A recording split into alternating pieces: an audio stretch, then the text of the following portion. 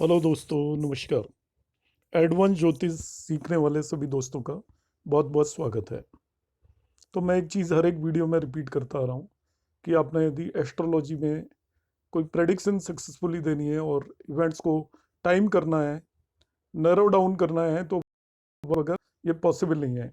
आप बहुत सारे वीडियोस देखते होंगे यूट्यूब पर, वो नई नई टेक्निक बताते हैं, ऐसे टाइम होता है, मगर आप यकीन मानिए उनमें से किसी भी टेक्निक से आप टाइम नहीं कर सकते इवेंट को, जब तक कि आप वर्सफल अच्छी तरह से लगाना नहीं सीख जाते।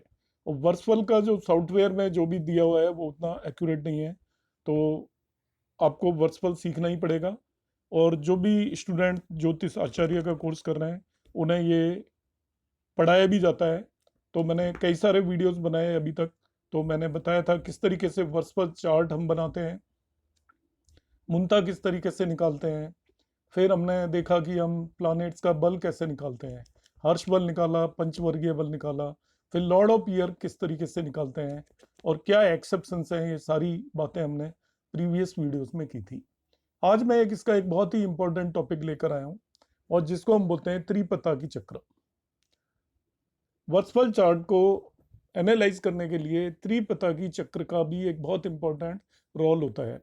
त्रिपता की चक्र के बेस पर एक्चुअली ये कोरिलेट करता है आपके बर्थ चार्ट को और एनुअल चार्ट को, दोनों के बीच का एक रिलेशनशिप डिराइव करता है।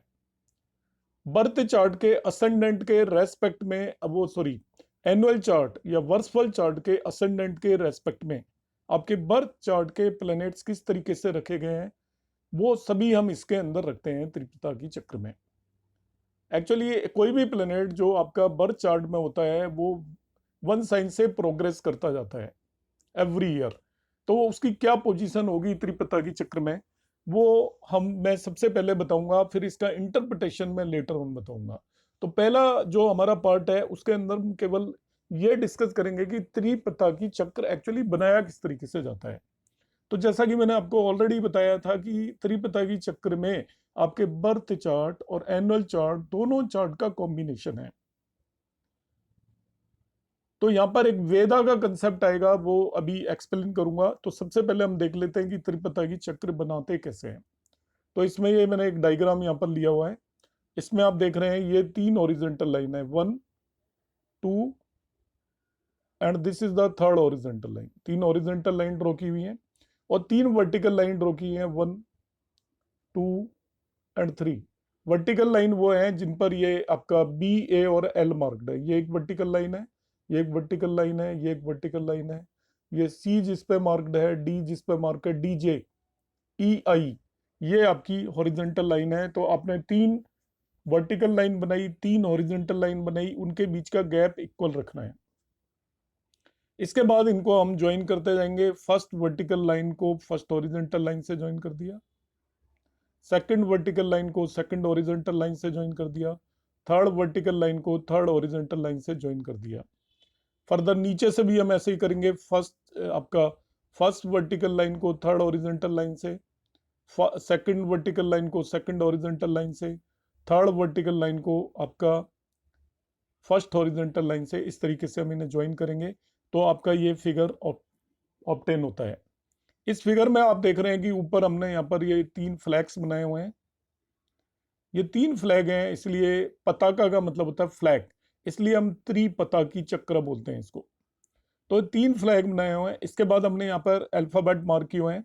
ए यहाँ से स्टार्ट करेंगे, A B C D E F G H I J K L. ये टोटल आप देखेंगे तो ये 12 अल्फाबेट्स है। ए से स्टार्ट होकर A B C D E F G H I J K L. अब आप यहाँ पर किसी भी अल्फाबेट पर जो लाइन आ रही है आप देखेंगे तीन लाइनें मिल रही हैं किसी भी अल्फाबेट पर। जैसे सी मैंने लिखा तो यहाँ पे सी पर तीन लाइन मिल रही हैं, एक सी बी है, एक लाइन आपका सी एच है और सी के है। हम यहाँ पर जब प्लेनेट प्लेस करेंगे तो सी पर जो भी प्लेनेट प्लेस्ड है उसका वेद करेगा, जो भी प्लेनेट बी पे प्लेस्ड होगा, जो भी प्लेनेट के पे प्लेस्ड होगा, जो भी प्लेनेट एच पे प्लेस्ड होगा। पियर्स करना, वेद करना मतलब पियर्स करना। तो किसी भी पॉइंट पर जो भी प्लेनेट प्लेस्ड है उस पॉइंट पर जो 3 लाइनें आ रही हैं उनके दूसरे एंड पर जो भी प्लेनेट प्लेस्ड होगा वो उनका वेदन या पियर्स करेगा। जैसे मुझे देखना है कि जी पॉइंट पर जो प्लेनेट प्लेस्ड है, यदि यहाँ पे मैंने कोई भी प्लेनेट प्लेस किया, वो अभी हम करेंगे। तो जी पॉइंट पर 3 लाइन आकर मिल रही हैं, एक तो जी जे, एक जी ए, एक जी डी। तो डी, जे और ए पर जो भी प्लेनेट प्लेस्ड होगा वो जी पर प्लेस्ड प्लेनेट को वेदन करेगा। तो इस तरीके से हम वेदन देखेंगे। अब प्लेनेट और राशियों को किस तरीके से प्लेस करते हैं, A B C D E etcetera मैंने क्यों प्लेस की है। तो ध्यान से ये बात सुनिएगा, त्रिपता की चक्र में डायग्राम बनाने के बाद राशि और प्लेनेट्स को किस तरीके से प्लेस करना है। तो सबसे पहला पॉइंट आएगा जो आपका एनुअल चार्ट का असेंडेंट है। ध्यान से सुनिएगा, यहाँ पे कॉम्बिनेशन है आपका बर्थ चार्ट और एनुअल चार्ट का। जो स्टूडेंट एग्जाम दे रहे हैं वो ये मिस्टेक कर सकते हैं कि वो प्लैनेट्स को यदि इधर से उधर कर दिया तो आपका त्रिपता की चक्र गलत बनेगा। तो सबसे पहले आप लीजिए ascendant of annual chart, virtual chart का असेंडेंट, उसका नंबर यहाँ पर मार्क कर दीजिए। असेंडेंट ऑफ एनुअल चार्ट का नंबर यहाँ पर मार्क करेंगे।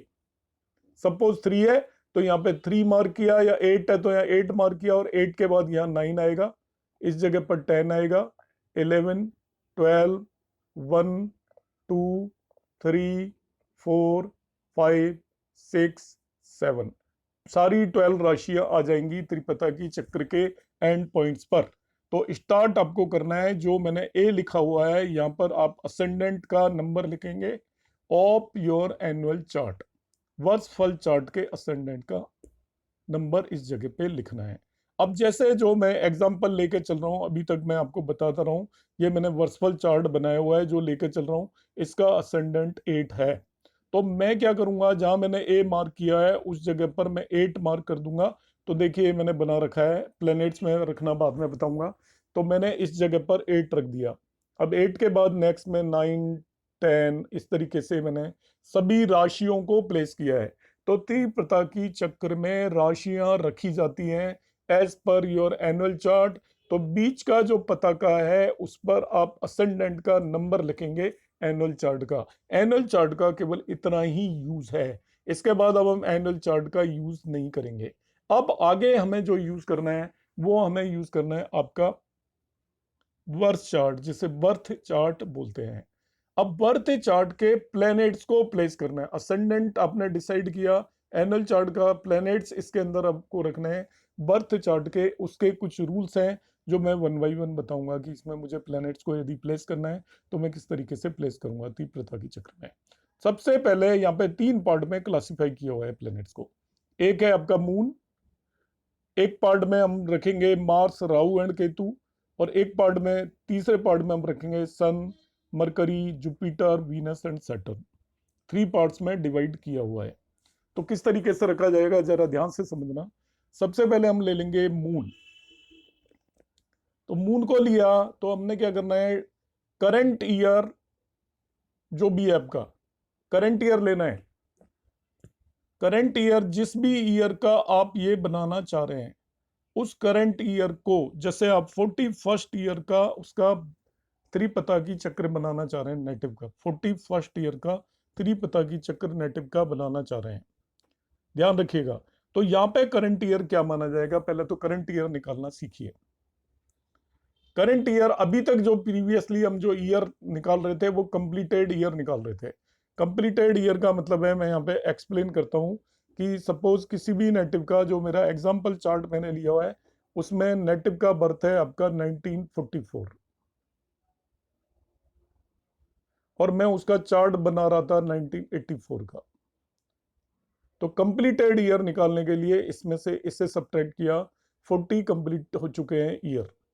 त्रिपता की चक्र में जो कंप्लीटेड ईयर में 1 ऐड कर देंगे उसको हम करंट ईयर बोलेंगे, ये ध्यान रखिएगा। दिस द सेकंड थिंग जो आपको ध्यान रखनी है। यहाँ पे आपको करंट ईयर लेना है, not completed year. Current year completed year से 1 एक्स्ट्रा होगा, तो पहला स्टेप आप करंट ईयर पता करेंगे। तो करंट ईयर निकालने के बाद सभी प्लैनेट्स को किस तरीके से प्लेस करना है वो मैं बताऊंगा। तो मून को प्लेस करने के लिए हम क्या करेंगे, देखिए।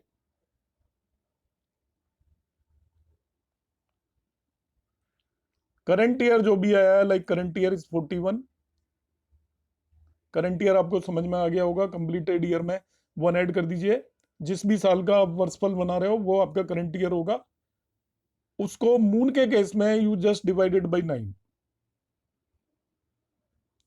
9 से डिवाइड कर दीजिए तो आप देखेंगे यहाँ पर 5 विल बी द रिमाइंडर। 9 4 जा 36, रिमाइंडर निकालना है, रिमाइंडर इज 5। पहला स्टेप कंप्लीटेड ईयर को मून के केस में 9 से डिवाइड करना है, अलग अलग प्लेनेट के केस में अलग अलग डिवाइड करना पड़ेगा, तो याद रखना है मून के केस में 9 से डिवाइड किया, रिमाइंडर आ गया 5। अब ये सबसे इंपॉर्टेंट है, इस रिमाइंडर 5 का क्या करूंगा मैं। तो देखिए रिमाइंडर 5 आया मेरा। अब मैं जाता हूं यहाँ पर उसके बर्थ चार्ट में चला जाता हूँ नेटिव के। ये नेटिव का बर्थ चार्ट है। यहाँ पर बर्थ चार्ट में मून देखिए इसका 5 साइन में है, तो यहां से आप रिमाइंडर जो 5 आया था उतना काउंट करिए, 1 2 3 4 5। तो 9 साइन में आपका त्रिपता की चक्र में मून आएगा। त्रिपता की चक्र में मैं जो मून को जहां पर रखूंगा वो 9 साइन में आएगा। आप देखिएगा मून यहाँ पर 9 साइन में प्लेस्ड है। I am again repeating the method. आपको नंबर 1 स्टेप सभी प्लैनेट्स को रखना है, तो आपने सबसे पहले कंप्लीटेड ईयर निकालना है। कंप्लीटेड ईयर को मून के केस में 9 से डिवाइड करेंगे, आपका रिमाइंडर आएगा 5। तो बर्थ चार्ट में मून की पोजीशन देख लीजिए, जिस भी साइन में है वहां से 5 काउंट करने पर जो साइन आता है मून को वहां प्लेस कर देंगे। तो 9 साइन आया है, ये मून को मैंने प्लेस कर दिया। अब दूसरा प्लेनेट प्लेस करना है आपको, Sun, Mercury, Jupiter, Venus and Saturn, 5। ये 5 प्लेनेट। मून का अलग तरीका है, राहु केतु और मार्स का अलग तरीका है, इन पांचों का अलग तरीका है। क्या अलग तरीका है, वैसे कोई डिफरेंस नहीं है। मून के केस में 9 से डिवाइड किया था, यहां पे आप 4 से डिवाइड करेंगे बस। 41 जो कंप्लीटेड ईयर थे उसको 4 से डिवाइड करेंगे। तो देखिए मैं थोड़ा सा प्रोसेस फिर से एक्सप्लेन करता हूं, आपको समझ में आएगा। कंप्लीटेड ईयर 41 है, मून के केस में तो हमने 9 से डिवाइड किया था, रिमाइंडर 5 आया था। इन पांचों के केस में आपका 41 को 4 से डिवाइड करेंगे, आपको पता है रिमाइंडर 1 आएगा। तो रिमाइंडर 1 का मतलब है कि बर्थ चार्ट में ये पांचों प्लेनेट जिस भी साइन में है उससे 1 काउंट करना है। 1 काउंट करने का मतलब वही साइन रहेगा। हम किसी भी साइन से 1 काउंट करते हैं तो वही साइन रहेगा। तो उसी साइन के अंदर ये प्लेनेट त्रिपिता की चक्र में आएंगे। तो यहां पे आप देखते हैं बर्थ चार्ट के अंदर आपका लाइक सन 5 साइन में था, तो यहां से 1 काउंट किया तो 5 ही आएगा, तो सन 5 साइन में आएगा। जुपिटर 5 साइन में आया था तो जुपिटर भी 5 साइन में ही आएगा। मरकरी भी 5 साइन में ही आएगा। वीनस भी 5 साइन में ही आएगा। मगर सैटर्न आपका 3 साइन में है तो वो 3 साइन में ही आएगा। तो देखिए मैंने यहाँ पर इनको त्रिपता की चक्र में रख दिया है। देखिए सन को 5 साइन में प्लेस किया है, मरकरी को 5 साइन में प्लेस किया है, जुपिटर को 5 साइन में प्लेस किया है, वीनस को 3 साइन में प्लेस किया है। मगर सैटर्न को मैंने जैसे कहा था वो वहां पे 3 साइन में था, 3 साइन में प्लेस कर दिया है। रिमाइंडर बाय द वे 3 या 4 बचा होता, जरूरी नहीं है 1 बचे। तो हम जिस भी साइन में वो प्लेनेट है वहां से उतने नंबर काउंट करके जो साइन आएगा उसमें उन प्लेनेट्स को प्लेस करेंगे। नेक्स्ट वन आपका तीसरा जो ग्रुप है वो है मार्स, राहु एंड केतु। तो आपने मून के केस में कंप्लीटेड ईयर को 9 से डिवाइड किया था। सन, मरकरी, जुपिटर, वीनस और सैटर्न के केस में कंप्लीटेड ईयर को आपने 4 से डिवाइड किया था। मार्स, राहु एंड केतु के केस में इसको हम 6 से डिवाइड करेंगे। कंप्लीटेड ईयर को 6 से डिवाइड करेंगे। तो मैं आपको बताता हूं कंप्लीटेड ईयर को 6 से हम डिवाइड करते हैं तो क्या होता है। देखिए कंप्लीटेड ईयर 41 है, इसको 6 से डिवाइड किया आपने तो 36, रिमाइंडर इज 5। रिमाइंडर 5 का मतलब यह है ये प्लेनेट बर्थ चार्ट में जिस भी साइन में है, ये प्लेनेट बर्थ चार्ट में जिस भी साइन में है उससे 5 काउंट करिए, वहां पर ये आपका त्रिपता की चक्र में आएंगे। तो देखिए मैं देखता हूं बर्थ चार्ट में तीनों प्लेनेट कहां पर है। अब यहाँ पे मैं एक एक्सेप्शन बताऊंगा, क्लियरली सुनना ध्यान से। बर्थ चार्ट में मार्स आपका 6 साइन में है, तो यहाँ से 5 काउंट करूंगा, 1 2 3 4 5। तो मार्स त्रिपता की चक्र में 10 साइन में प्लेस होगा। देखिए मैंने मार्स को 10 साइन में प्लेस किया हुआ है। अब जरा ध्यान से सुनिएगा, take note of it, star mark कर लीजिएगा। राहु और केतु भी 5 साइन काउंट होंगे, मगर राहु और केतु हमेशा रेट्रोग्रेड मोशन में होते हैं, इसलिए उन्हें रिवर्स डायरेक्शन में काउंट करना है, राहु और केतु केवल। दूसरी चीज भी मेरी ध्यान से सुनना, इसके अलावा कोई भी प्लेनेट यदि रेट्रोग्रेड है तो उसको आपने रिवर्स डायरेक्शन में काउंट नहीं करना है, ओनली राहु और केतु को रिवर्स डायरेक्शन में काउंट करना है। इनके अलावा यदि कोई भी प्लेनेट रिवर्स डायरेक्शन में हो तो आप ये मत सोचना है रेट्रोगेट है तो हम इसकी रिवर्स काउंटिंग करें, क्योंकि राहु और केतु की रिवर्स काउंटिंग की है। रिवर्स काउंटिंग केवल राहु और केतु की ही करनी है, क्योंकि वो ऑलवेज रेट्रोगेट होते हैं। बाकी प्लेनेट्स रेट्रोगेट और डायरेक्ट दोनों होते रहते हैं, और मोस्ट ऑफ द टाइम वो डायरेक्ट ही रहते हैं, इसलिए उनकी ऑलवेज डायरेक्ट काउंटिंग करनी है। तो मार्स को तो मैंने 10 साइन में बता दिया। अब मैं देखता हूं कि रिमाइंडर 5 आया था, राहु और केतु को कहाँ रखना चाहिए। राहु का एग्जांपल ले लेता हूँ। राहु 4 साइन में है तो इसकी रिवर्स 5 काउंटिंग करूंगा तो 1 2 3 4 5 12 साइन में आएगा। तो देखते हैं हमने इनको त्रिपता की चक्र में कहाँ रखा है। तो देख लीजिए आप, 12 साइन के अंदर आपने राहु को रख दिया है। इस तरीके से हम सभी प्लैनेट्स को त्रिपता की चक्र के अंदर प्लेस कर सकते हैं। तो मैं प्रोसेस को फिर से रिपीट कर रहा हूं। आपने 3 हॉरिजॉन्टल लाइन बनाई, 3 वर्टिकल लाइन बनाई, तो वर्टिकल लाइनों पर 3 आपने पताके लगा दिए, इसलिए इसको त्रिपता की चक्र बोलते हैं। वर्टिकल लाइनों में इसके बाद इन्हें ज्वाइन कर दिया, जो डायग्राम मैंने बताया था आपको उस तरीके से बना लेंगे। अब जो मिडिल पॉइंट है आपका वर्टिकल लाइंस का, बीच वाली लाइन पर, यहाँ पर हम वर्सफल चार्ट का जो असेंडेंट है वो प्लेस कर देंगे। इसके अलावा वर्सफल चार्ट का यहाँ पे कोई भी रोल नहीं है। अब बर्थ चार्ट के प्लैनेट्स को इस त्रिपता की चक्र में हमें प्लेस करना है। तो 3 ग्रुप में प्लैनेट्स को डिवाइड कर रखा है, एक में मून है, एक में राहु केतु और मार्स है, और तीसरे ग्रुप में बाकी सभी प्लैनेट हैं। तो सबसे पहले हम कंप्लीटेड ईयर फाइंड आउट करेंगे। कंप्लीटेड ईयर को हम मून के केस में 9 से डिवाइड करेंगे, जो भी रिमाइंडर आता है। मून बर्थ चार्ट में जिस साइन में है उससे उतना काउंट कर लेंगे, जो भी नंबर आएगा वहां पर हम उसे इस त्रिपता की चक्र में प्लेस कर देंगे।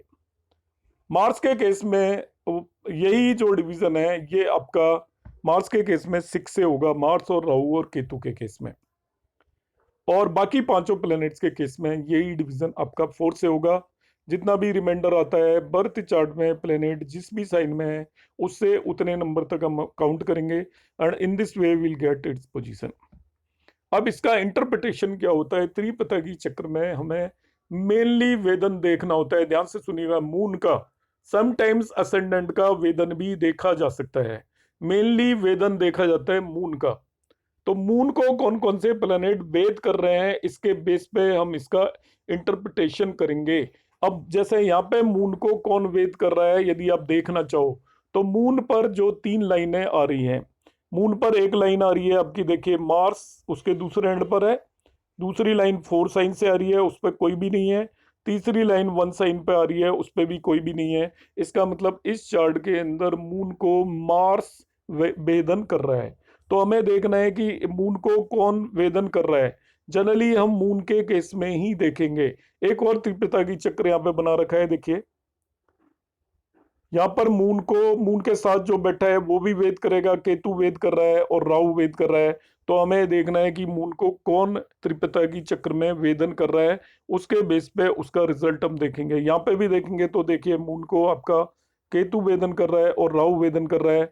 तो इसके वेदन के बेस पर हम इसका कंक्लूजन निकालेंगे कि आपका कैसा 1 ईयर के अंदर रिजल्ट जाने वाले हैं।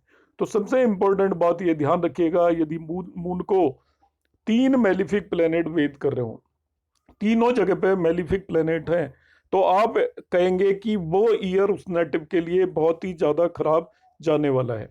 इफ ऑल 3 मेलिफिक प्लेनेट्स वेद कर रहे हैं, तीनों एंड पे मेलिफिक हैं, मतलब उसके साथ भी मेलिफिक बैठा हुआ है, यदि एक मेलिफिक वेदन कर रहा है तभी भी आपका रिजल्ट उतना अच्छा नहीं जाएगा। एक मेलिफिक और एक बेनिफिक है वेदन कर रहा है तो आप कहेंगे न्यूट्रल काइंड ऑफ रिजल्ट आएगा।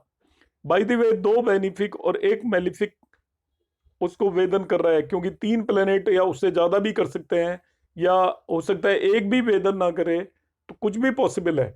कितने भी प्लेनेट पॉसिबल हैं, तो जो आपका इंटरप्रिटेशन होगा वो आप ये देखेंगे कि मून को जो प्लेनेट्स बेद कर रहे हैं उनमें आपका मेलिफिक प्लेनेट्स ज्यादा है या केवल मेलिफिक है, तो आप कह ही देंगे कि उसका नेगेटिव ईयर जाने वाला है। यदि बेनिफिक ज्यादा है या ओनली बेनिफिक है तो आप कहेंगे बहुत अच्छे रिजल्ट आने वाले हैं। और ऑल बेनिफिक है तो बेस्ट रिजल्ट है। ऑल मेलिफिक है, एक से ज्यादा है, लाइक एक दो या तीन मेलिफिक प्लेनेट वेद कर रहे हैं मून को, तो आप कहेंगे कि उस ईयर में उस नेटिव को बहुत ज्यादा प्रॉब्लम होने वाली है, उसको मृत्यु तुल्य कष्ट होने वाले हैं, डिजीज होने वाली है, मेंटल टेंशन होने वाली है, यदि दो से ज्यादा मेलिफिक वेद कर रहे हो मून को। तो आपका जो रिजल्ट है वो डिपेंड करेगा कि मून को कितने प्लेनेट और कैसे प्लेनेट वेद कर रहे हैं। कई बार एक भी प्लेनेट वेदन नहीं करेगा तो वो न्यूट्रल काइंड ऑफ ईयर जाएगा। बेनिफिक कर रहे हैं तो नंबर देखना है, एक बेनिफिक कर रहा है या दो बेनिफिक कर रहे हैं या तीन बेनिफिक कर रहे हैं, उसी ऑर्डर में आप अच्छे रिजल्ट प्रेडिक्ट करेंगे। मेलिफिक कर रहे हैं तो एक मेलिफिक कर रहा है तो थोड़ा खराब रिजल्ट होगा, दो होंगे तो और ज्यादा खराब होगा, और यदि तीन मेलिफिक हो गए तो आप कहेंगे कि बहुत ही ज्यादा डिजास्टरस ईयर जाने वाला है। दोनों मेलिफिक और बेनिफिक का कॉम्बिनेशन है, तो हमें अकॉर्डिंगली असेस करना पड़ेगा कि आपके मिक्स टाइप ऑफ रिजल्ट आएंगे। कुछ एक विद्वान इसमें असेंडेंट का भी देखते हैं, हमने तो मून से देखा है, वो असेंडेंट का वेदन भी देखते हैं। तो अलग अलग ओपिनियन है, मगर वेदन देखने का तरीका जो मैंने बताया वो यही है। इसमें केवल हम मून और असेंडेंट को ही मेनली कंसिडर करके चलते हैं।